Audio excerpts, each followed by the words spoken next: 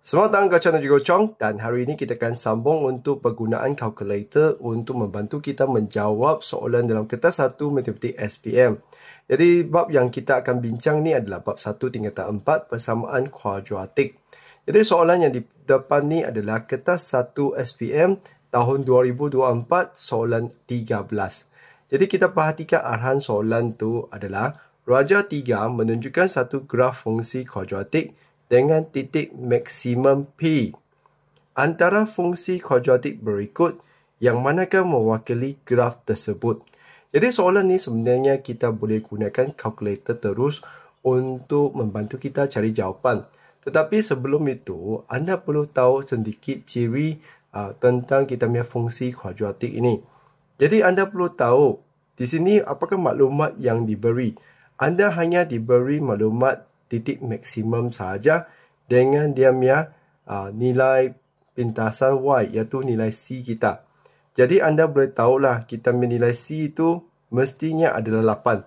Itulah kenapa kalau anda perhatikan ABCD itu semua digit terakhirnya adalah 8. Sebab C kita tu adalah 8. Jadi sekarang, apakah maklumat lain yang anda perlu faham dahulu adalah bentuk graf ini. Jadi, masih ingat tidak, apakah nilai pada kita punya fungsi kuadratik yang akan mempengaruhi bentuk graf kuadratik ini? Jadi, anda perlu tahu, dalam kuadratik tu, kita punya fungsi itu adalah fx sama dengan ax kuasa 2 tambah bx tambah c. Jadi, di sini, apakah nilai yang akan mempengaruhi bentuk graf tu adalah kita punya nilai A. Jadi untuk bentuk yang ini adalah bentuk muram. Ingat kalau nilai A itu positif, dia adalah senyum. Kalau nilai A kita tu negatif, dia adalah muram.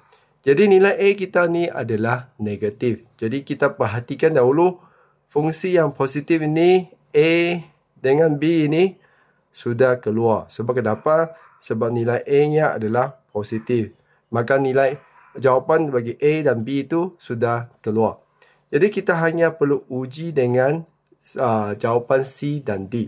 Dan sekarang saya akan tunjukkanlah macam mana kita gunakan kalkulator untuk menentukan jawapan. Jadi pertama sekali tekan on, pergi ke menu, lepas tu pergi ke equation. Jadi ke equation tu adalah A lah. Jadi anda boleh lihat A equation. Jadi anda boleh tekan alpha negatif atau pergi ke sebelah ni, tekan sama dengan. Selepas tu anda tekan nombor 2, polinomial. Degree-nya adalah kuasa tertinggi bagi persamaan kuadratik tu adalah 2 lah. Sekarang apa yang kita akan buat adalah kita akan masukkan kita punya fungsi kuadratik untuk C dan D. Perhatikan kita punya fungsi kuadratik dalam jawapan ni memang dalam bentuk AX kuasa 2 tambah BX tambah C. Jadi kita hanya masukkan di sini, kita masukkan C dahulu. Kita dapati yang depan X kuasa 2 tu adalah negatif 1. Lepas tu kita punya B itu adalah 2. Dan C kita tu adalah 8. Jadi biasanya kita hanya tahu yang depan ni adalah punca. X1 ni punca. Jadi disebabkan soalan kita tu tak bagi kita punca, jadi X1 dan X2 tu kita langkah saja. Ramai tidak tahu, biasanya kita hanya guna sampai sini kan. Jadi kalau anda tekan sama dengan lagi, sebenarnya akan ada lagi nilai. Jadi di sini anda nampak max, iaitu nilai maksimum tu. Jadi kita boleh tuliskan X tu adalah 1. Lepas tu kita tekan sama dengan lagi, ini adalah 9. Jadi di sini kalau kita bandingkan dengan kita punya gambar raja tu adalah negatif 1. Dan di sini adalah positif 1.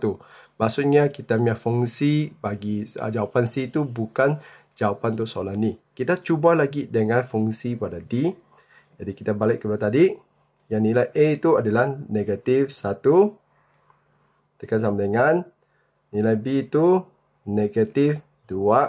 Sebenarnya bezanya C dengan D itu hanya kita punya nilai B lah. Iaitu negatif 2. Lepas tu C kita masih 8. Kita tekan sama dengan. Yang ni X1 adalah kita punya punca. Tekan lagi, kita dapat punca kedua. Sekarang kita lihat kita punya nilai titik maksimum. Negatif 1. Lepas tu yang Y kita tu adalah 9. Jadi inilah jawapan bagi soalan ini, iaitu kita tekan fungsi ini, kita sebenarnya boleh tentukan kita punya koordinat titik maksimum tu. Jadi begitulah caranya macam mana kita gunakan kalkulator untuk menjawab soalan ini. Jadi begitulah perkongsian kali ini. Saya harap video ini dapat membantu anda untuk lebih faham macam mana gunakan kalkulator untuk membantu kita menjawab bagi kertas 1 Matematik SPM. Sekian, terima kasih. Kita jumpa lagi.